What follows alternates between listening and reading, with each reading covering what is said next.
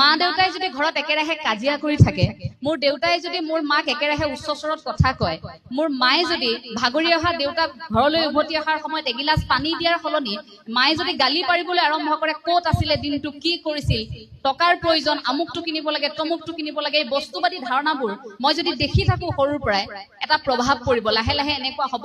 হয় মায়ে যে কথাবোৰ কৈ আছে তাৰ মানে আমি আৰ্থিক সংকটত আছো, তাৰ মানে আমাৰ টকা পইচা নাই, আমি এইটো কৰিব লাগিব। লাহে লাহে শিশুৰ মনত ক্ৰিয়া কৰিব, লাহে লাহে এই সৰুৰ পৰাই আমাৰ বস্তুবাদী এটা ধাৰণা আমাৰ মনত সোমাই যাব যে আমাক এইটো লাগে, আমাক সেইটো লাগে। সন্তানক সদায় নাই আপুনি কেতিয়াও সন্তানৰ সন্মুখত নকব, যদিও পৰামৰ্শ দিয়াৰ যোগ্যতা নাই। এই কথাষাৰ এইবাবেই কৈছো, আপুনি যেতিয়া নাই নাই নাই নাই নাই নাই কৈ থাকিব যে আজি আমাৰ এইটো নাই, সেইটো নাই, টকা নাই, অমুক নাই, তমুক নাই, এই নাই নাইবোৰ কৈ থকাৰ লগে লগে আপোনাৰ চাৰিওপাশে এটা ঋণাত্মক প্ৰভাৱৰ সৃষ্টি হয়। এই যে কয় মনটো অকণমান আমাৰ পজিটিভ হৈ থাকিব লাগে, ধনাত্মক হৈ থাকিব লাগে বুলি